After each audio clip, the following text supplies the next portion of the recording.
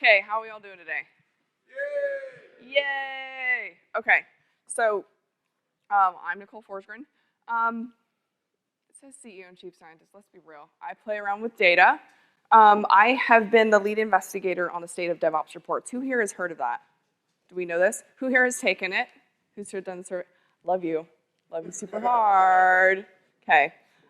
So before that, I was in academia where I did a whole bunch of research, and before that, I was a hardware systems analyst and a sysadmin for a long time. So I used to work on systems. That's kind of where I got my background.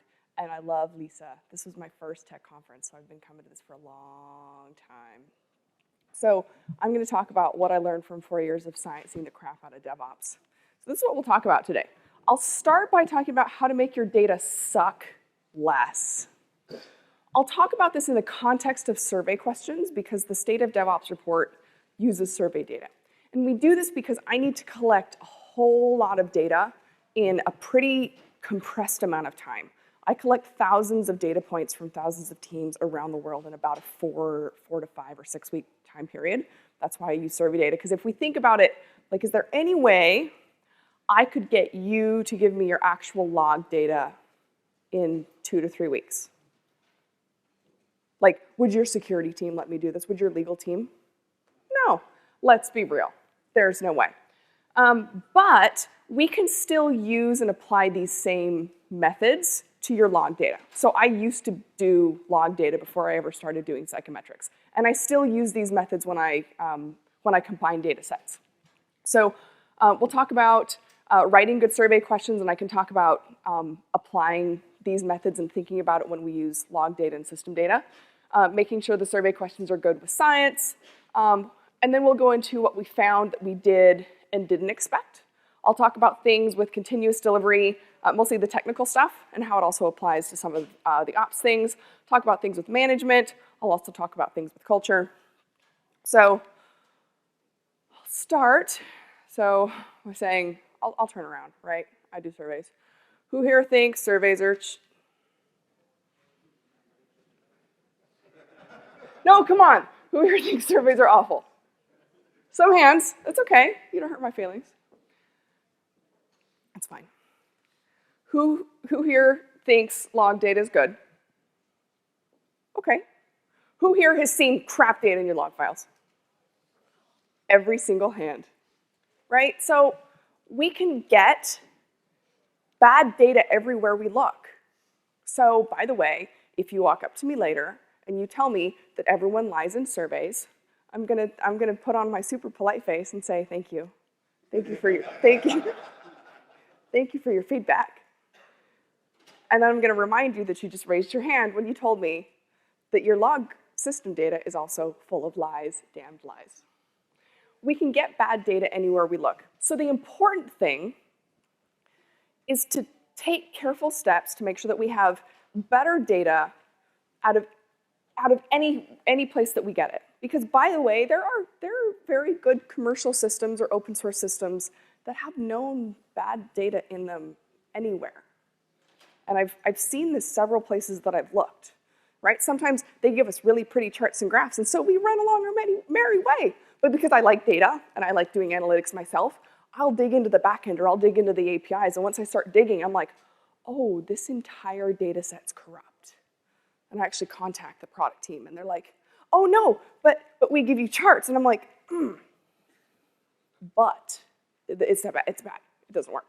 So let's go through a few steps. So one way with survey data that I help reassure myself that people aren't lying, right? So the first step is like, oh, but people lie, is I use what's called a latent construct. We can do this in log systems as well. So the biggest concern people have is that I'm gonna ask a question in a survey, and assuming I don't like ask a really, really awful question, a really leading question like, how excited are you to have pizza on Friday, right? Like it's leading because I'm forcing you to tell me that you're excited and I'm forcing you to have an option.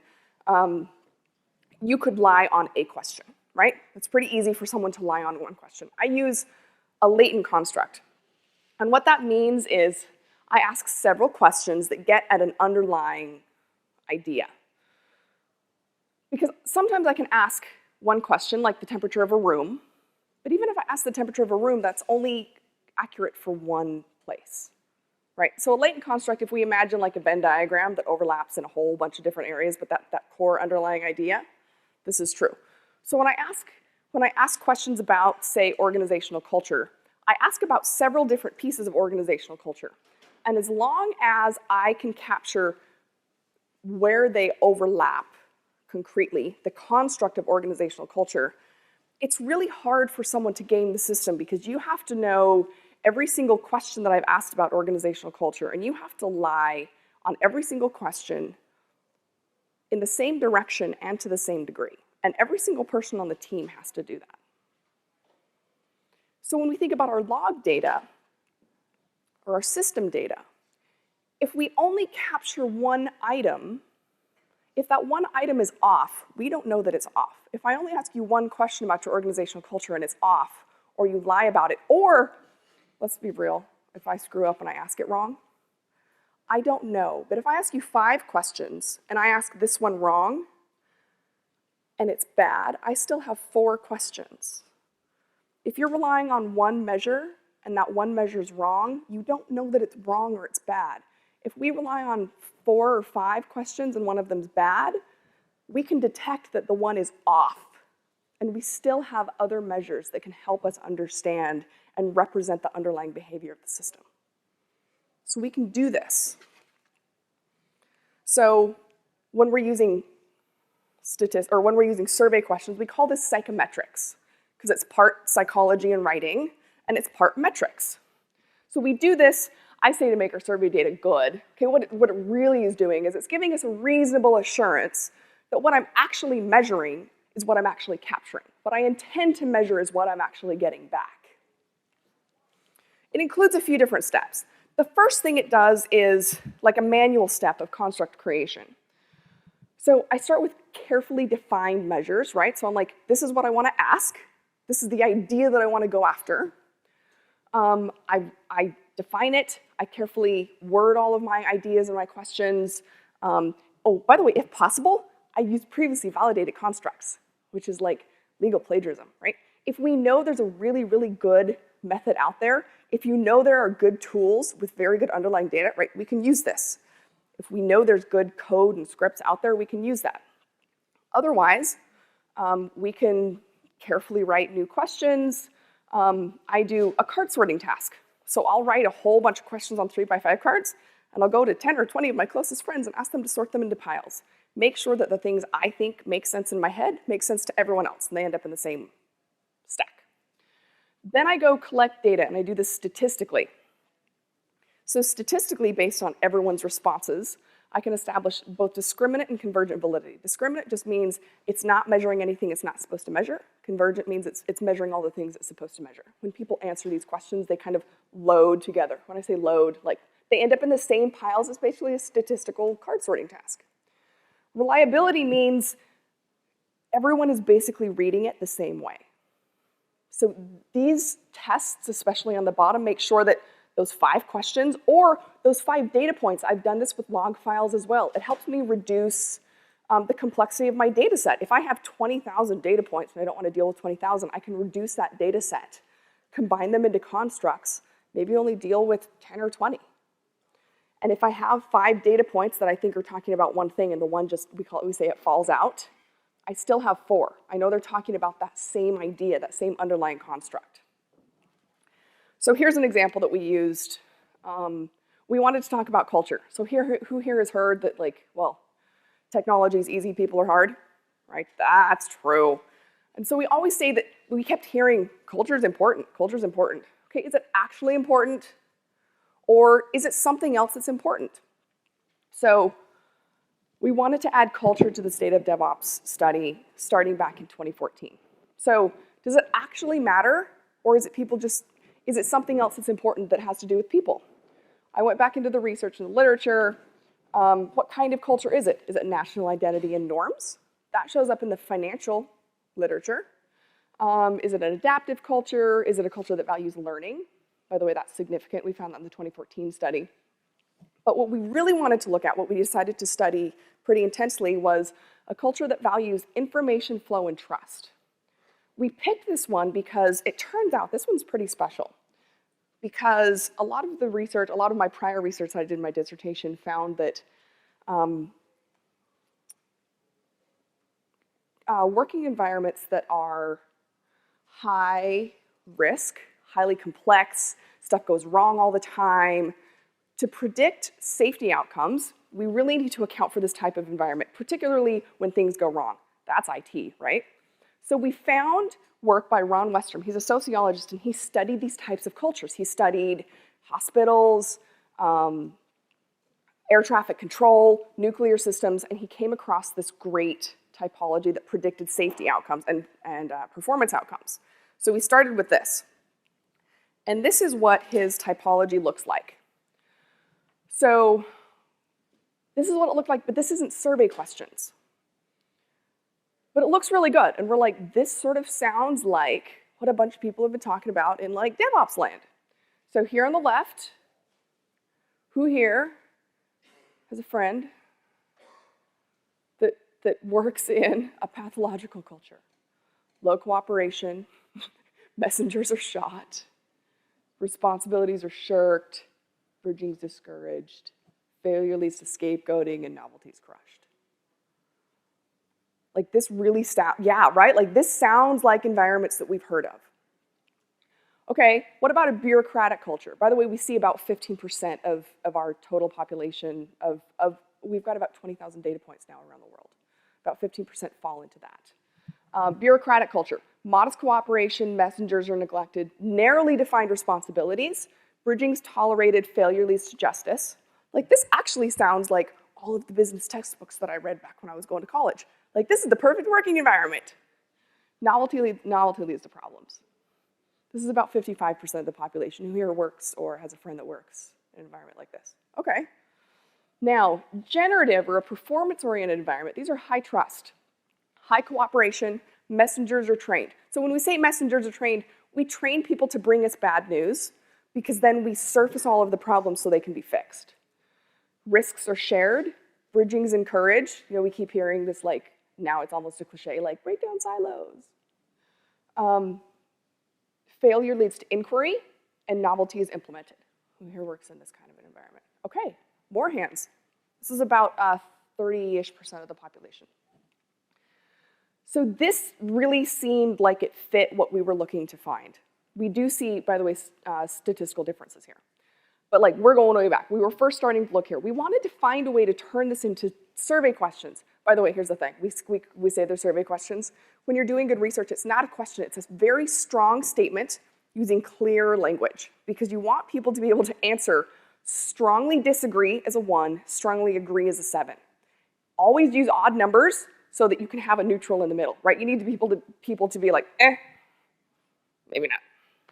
So how would we do this? How would you do it? Think about how you might do it. You don't want them to be like, I kind of, sort of, on Wednesdays, feel kind of okay about cooperation. That's hard, right? Because you can't get a strong response. And by the way, don't do yes and no's either, right? Think about your monitoring tools. What if you bought a monitoring tool and people only gave you yes and no? Super hard to figure out what your system's doing, unless like up or down is the only thing you care about.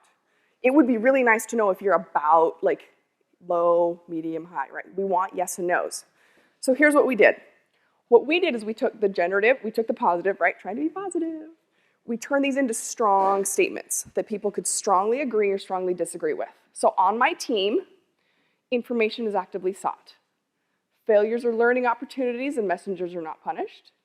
Responsibilities are shared. Cross-functional collaboration is encouraged and rewarded.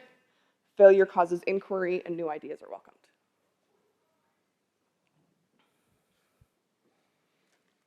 So the great thing is that this has been found to be statistically valid and reliable. And it is predictive of both IT and organizational performance. I know several teams across the industry now that are using this on a quarterly basis to check in with their teams. It's 6 questions. So what you can do, I said you can use several questions to form a construct. Average, right? You just average it together. Each person can now get Their organizational culture temperature. You can have one number that represents a person. You can then average them together for their teams. If anyone in here is like, right now your mind's blowing, because you're like, no, average of averages. It's technically okay because we're creating a construct, and then you can average your team together. So now you can have a quick check. Now this is important because we know across several studies, across several constructs, across several settings, when culture breaks, when teams start fighting, technology starts falling apart. We've seen this so many different places.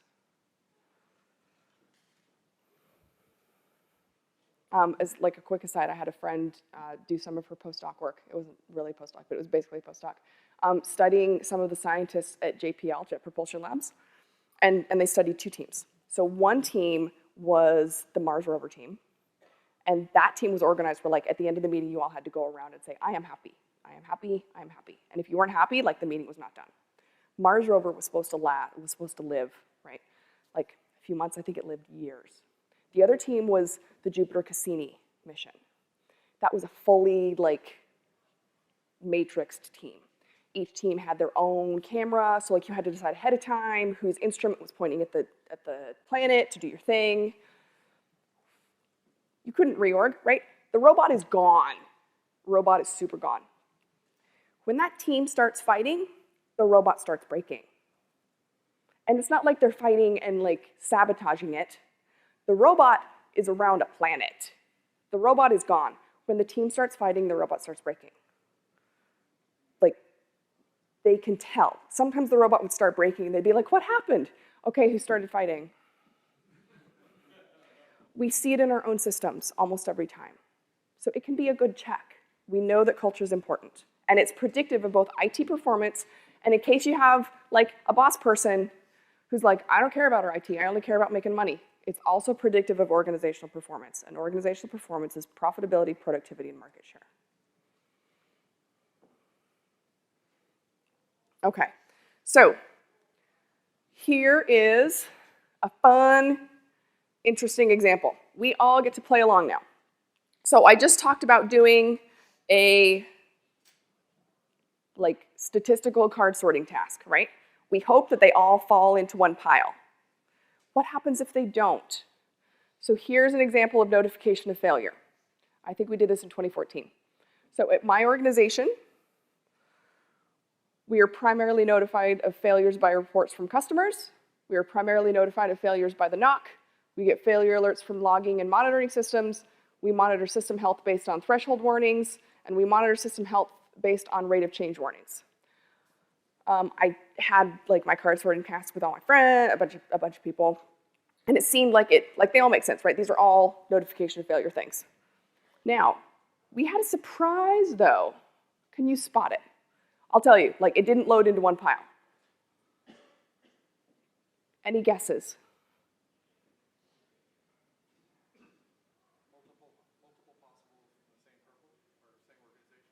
Okay, yeah, so we had more than one pile.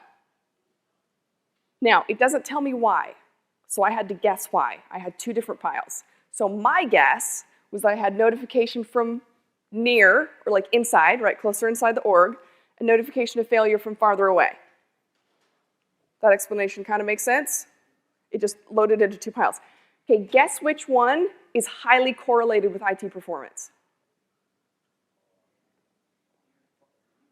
Near, right? Because who wants to find out that your systems are failing from customers or from farther away, even from the NOC, right? Now, some people were panicked. They're like, but the NOC is good. Yes, the NOC is a good thing. But if we can detect our failures sooner and better, like the better off we're going to be. Okay, by the way, we also do some data tests. We make sure the survey doesn't have any other problems. So CMB, common method bias. I make sure that we don't have any kind of tweaks or bias in the data just because on this study I collect all of it from surveys. So there's a bunch of statistical tests I do there. I check for bias between early and late responders. I look for survey drop-off rates and bias. If I can collect other external data, then I don't have as many problems with the first one. Okay, at this point, I kind of teased with the earlier one, but I do all of these tests before I even start looking at relationships among the data. So we do all of this to make sure that we have good data. I will take a really quick side note here. Like, anytime you read like marketing reports or any of the reports that come out, we should like put on our skeptic hat, hopefully. Before you read anything that says anything about prediction or causation, one of 3 conditions must be met. First is longitudinal. So you have to be collecting data over a period of time. The State of DevOps report doesn't meet this condition. We do collect the report over time, but we don't have linked data. So if you've taken the report before, when you get invited to do it again, we don't have cookies linking your responses. So that's not a longitudinal data set. The second one is you have to have randomized experimental design. We don't have that either, right? I don't have A/B tests for this. The third is theory-based design. So that we do have. So when this condition is met, I can claim prediction, or I can claim that something drives or impacts another. If I don't meet the third condition, I only say correlations are tested and reported. Now, some people say this is just like confirmation bias. It's not. It just says in some other conditions, so I talked about the Westrum example. In certain conditions, this type of organizational culture has been shown to drive performance outcomes. Do I find something like this in my case as well? We do this because otherwise you just find crazy stuff in your data. Has anyone here heard of spurious correlations? This is the best website, right? Did you know that the number of pool deaths in the United States is highly and very, very tightly correlated with the years that Nicolas Cage movies come out? Also, cheese consumption also highly, highly goes up with people who die because they get tangled in their bed sheets. Do I think one causes the other? No. That's the challenge and the problem if you just go fishing in your data. Crazy, crazy, crazy fishing in data. Consider that yourself. Okay, you know what? You might find something amazing in your data. Take a step back and be like, is there a reason this would happen? Or is this a crazy fishing expedition? That's why we do this. Okay, now we get into the data. Here's the fun stuff that we found. Here's a key finding. This is super important. And the thing that I love about this is it makes us rock stars. We are super important right here. IT performance and its behavior. We see that IT performance, so the way we have defined IT performance, and it's been published in academic peer review, IT performance is the ability to deliver code with both throughput and stability. Throughput we measure as lead time for changes, code commit to code deployability, so it relies on a business decision, but code commit to code deploy, and release frequency. And stability is time to restore service and change fail rate. These two move together consistently across over 20,000 data points around the world. When I analyze the data, I throw all of it together and I look at, I just see where it falls, right? I happen to see it now several years in a row. I see a group hang out at statistically significant levels where high performers kind of group together. All 4 measures are awesome. Then there's a group, all 4 measures suck. And then there's a group in the middle where all 4 measures are kind of eh. Because I'm super creative, I call them high performers, medium performers, and low performers.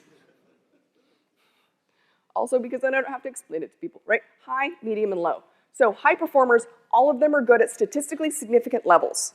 They're all good, and they're all very different. Medium performers, they're all significantly together and different. Low performers together. What this means, for years, ITIL has either told us or very strongly hinted that in order to get speed, or rather, in order to get stability, you have to slow down on your speed. No, that's not the case. We don't have to be the bad guys saying no. And you know what? We have not been the bad guys saying no.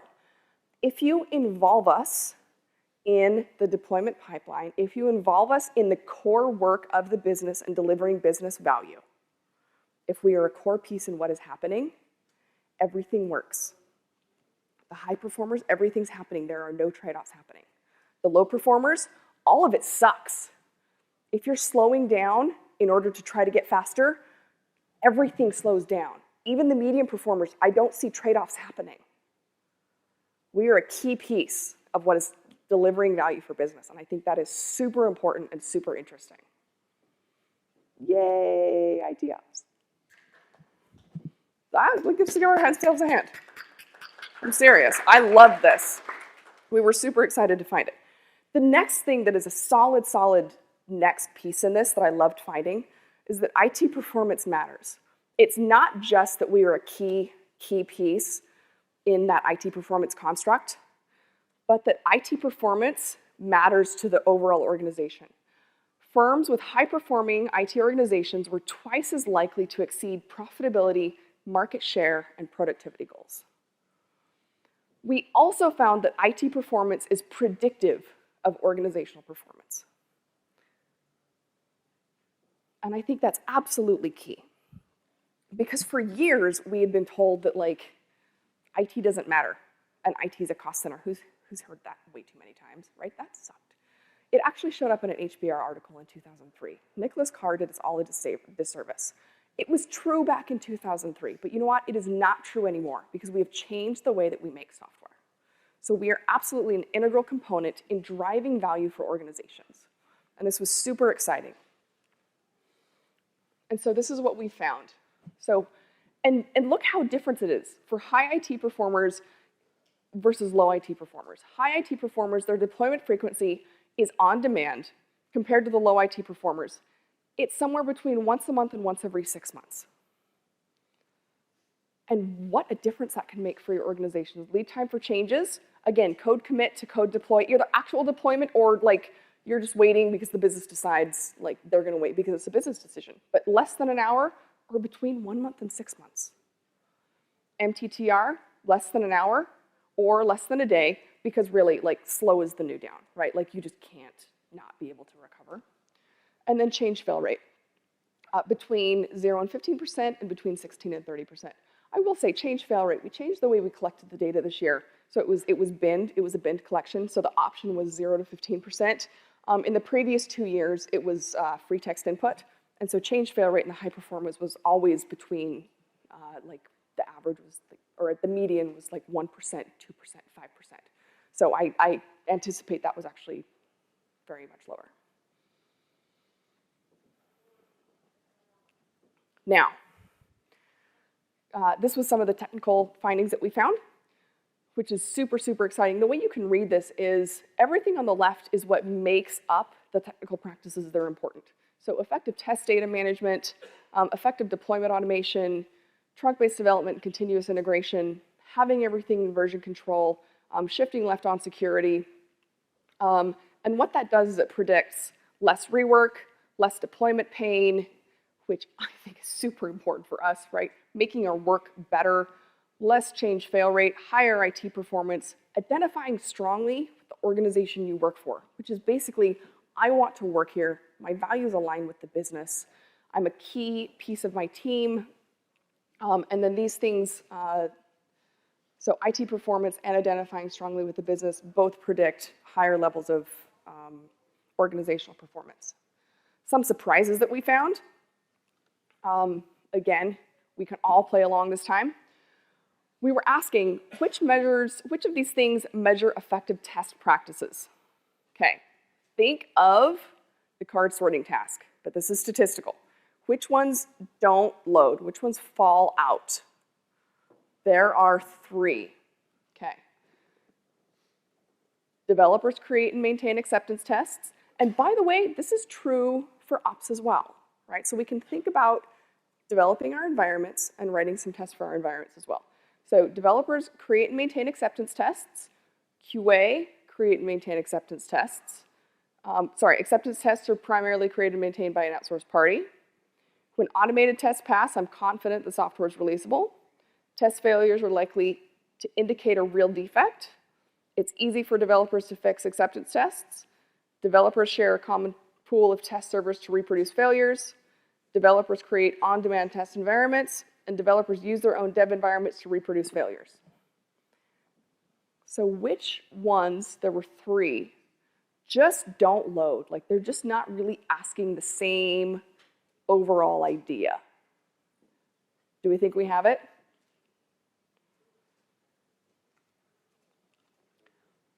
The ones that are different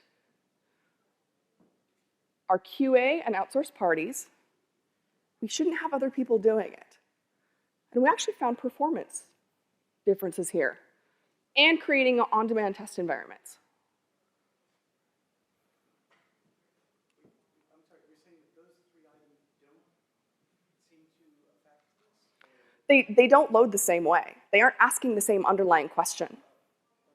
That's a good question. So he asked if it was the same thing. It's just they aren't asking the same underlying question. I also went back and took a look at how they relate to the overall performance and if they correlate. Having QA and outsourced parties writing tests and creating tests, it doesn't correlate very highly with performance. It's much better if we have the people who are writing the code also think about writing the tests. So we can think about that when we're doing our own work, right? We should think about writing our own scripts, even our own configuration management work for testability, because it helps our own work be better. If we can think about ways to break it, we can think about ways to write it better. And creating on-demand test environments just ends up being something totally different.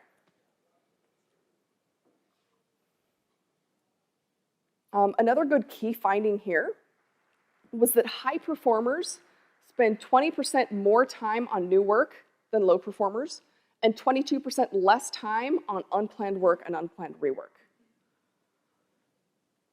So the stronger our technical practices, the stronger our culture, the stronger our lean management practices, the better we can create. So I'm saying that because those are the things that predict IT performance. But remember, IT performance is our ability to deliver code with both speed and stability. We are a core piece of that team. We're a core piece of that process. What would our life be like if we could spend more time on new, fun, exciting work and less time on unplanned work and reactionary work, rework? I don't know about you, but that makes me happy to think about. When I think about what my work used to be like, firefighting was less fun. I liked doing fun new work. I showed executives in management this, and they're like, this is super fun because I'm saving a ton of money. But when I think about doing the work, this is just more fun for me. I want to be awesome because this is great. Okay. We also had a few surprises with culture. So do we remember the Westrum thing a little bit? The Westrum culture one, high trust, information flow, training the messengers. It was really interesting because Google also did a study, which made me super happy because for years I've been talking about Westrum culture and people are like, oh, Nicole, you're the culture girl. You always want to talk about culture, which is funny because when I first started coming to LISA, I was the RAID rebuild performance girl and log files. So I'm like, how did I get to be the culture girl? But I'm the culture girl now. So Google came out with a study. I was like, yay, I'm not the only one that thinks culture is important. Start by taking a look at the right. So that's the findings of Google's study. They thought that making up the perfect team would be the mix of skills. Node.js programmers, database people, no. Do you know what it is? Psychological safety. Can you trust your team? Can you depend on your team? That was the thing. Dependability, structure and clarity, meaning impact. We also took a look at identity. We added identity this year, and these are the items. They're adapted from an academic paper in MISQ. I'm glad I chose to work for this organization. I talk to this organization to my friends. I'm willing to put in a great deal of effort. We chose this because it's a great way to identify with your team. It also speaks of a match of values, which means that it will decrease burnout. In general, the people employed by my organization are working toward the same goal. So here's the interesting thing. We added these two. We included Westrum. We were super excited about this. Look what we found. The Google items, we turned these into survey questions. The Google items split in half because the top two load with Westrum. They ended up in the same statistical card sorting task as Westrum because it talks so much about high trust, information flow. The lower items load with the identity items on the left.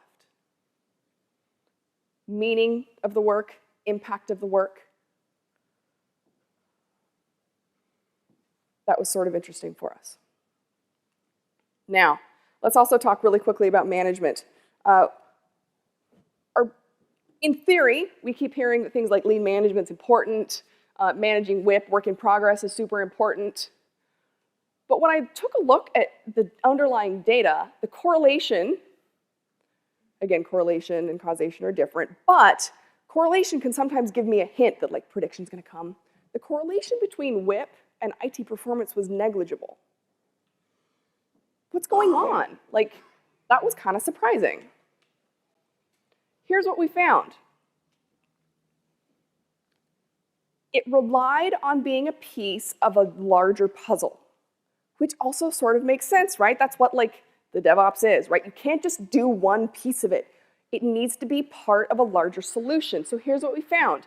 Effective WIP limits taken in concert with the use of visual displays to show you what you're doing and how it fits into the process. Also with monitoring tools to make business decisions, all together help predict and improve your organizational culture, higher IT performance, and a decrease in burnout. And then your IT performance and your culture help predict organizational performance. So when I took a step back and looked at some of the theory in the literature that we were talking about previously, it helped me understand and explain better what's happening. We also took a look at lean product management. Gathering, broadcasting, and implementing customer feedback. And then also splitting work into smaller batches and making that flow of work visible through the whole process. By the way, who here likes to know how and why their work is contributing to the business? Okay, so every hand, right? That's important. It sucks to be like, do this thing. Why? Because it's super important to know that what we're doing is valuable and important to the whole business. So of course it's predictive. And it drives everything, right? It drives identifying strongly for the organization you work for, which, by the way, is huge for retention, hiring, everything. It drives the organizational culture, it drives higher levels of IT performance, and it decreases deployment pain. Which, by the way, also drives organizational performance. It just makes everything better. It's so huge and it's so great. So, some conclusions as we wrap up. Even if you think it's obvious, test with data. If the results don't surprise you, you're doing it wrong. But if every single thing surprises you, you're probably doing it wrong. Like, there probably should be a few surprises in there. We can have it all, or at least throughput and stability. But by the way, like, also some of that is because like we're key pieces of that team. Yes. IT matters, but you have to be doing it right. We have to have that awesome tech piece.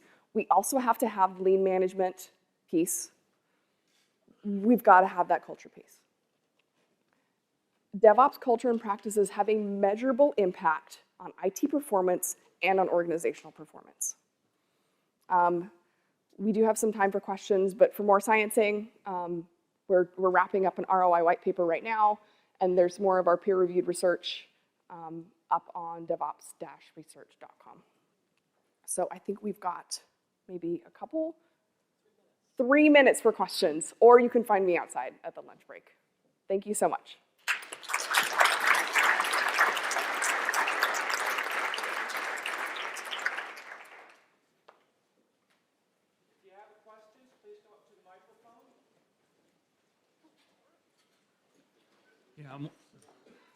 All right, I'm wondering if there's any differences between large and small enterprises in the results? Sure. So the last few years, we have not seen statistical, like significant differences between large and small organizations. I have also not seen significant differences in the earlier data sets between highly regulated industries. Although the 2016 data set, there was a huge jump. So like if you look at IT performance along a few measures, it kind of hangs out. Like low performers are down here, high performers are up here. The 2016 data set took a giant jump. So it looks like, I took a look last month, And it looks like the highly regulated industries, telecom, healthcare, and maybe banking and finance, there may be a significant difference among those along a piece of the high performance group. Great, and that's time. Thanks so much, everyone.